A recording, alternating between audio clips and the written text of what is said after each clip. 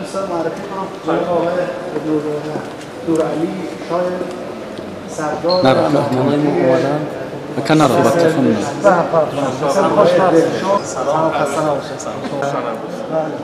بله منم از این ور معرفی کنم خدمتتون. بله بفرمایید. آقای آرون افشار که معرف حضورتون هستن.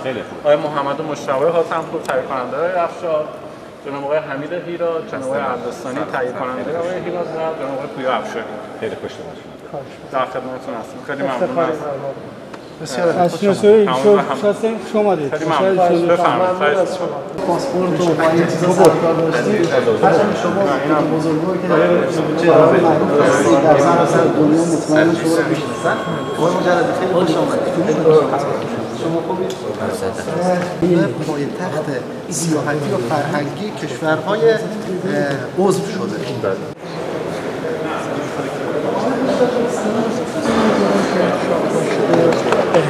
آرون خوش آمدید به شهر دوشنبه. سلام مخلص، خیلی خوشحال هستم که اومدم به کشور تاجیکستان، کشور فارسی زبان و با فرهنگ تاجیکستان و با توجه به حمایت‌هایی که از مردم تاجیکستان می‌دیدم تصمیم گرفتیم به همراه تیممون بیایم توی این کشور بسیار باحال.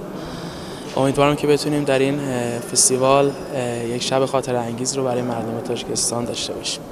خب چند سرود داره؟ چند سرود اجرا می‌کنید؟ سرودهایی که خب خیلی طرفدار داره برای مردم تاجیکستان، مثل شب رویایی، مثل گیسو پریشان، طیب ماهر، خب قطعا مردم تاجیکستان دوست خواهند داشت و حتما اینا رو اجرا میکنیم تا جایی که مردم دوست داشته باشه.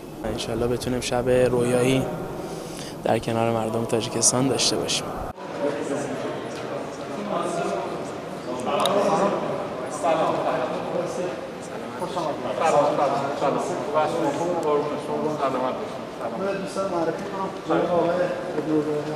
سلام عرض میکنم خدمت همه مردم تاجیکستان.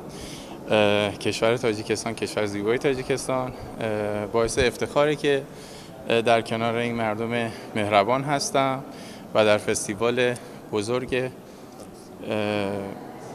سامرفست شرکت میکنم و در تاریخ 25 و 26 در کنار مردم عزیزشون یک اجرایی داریم. خیلی خوشحالم از این بابت، اولین باره که تو این کشور میام و امیدوارم که بتونم یک خاطره خوب، یک حال خوب به تمام مردم تاجیکستان اهدا کنم. خب در این سفر شما چند سرود نوی خود رو پیشنهاد ساکنان می‌گردونید؟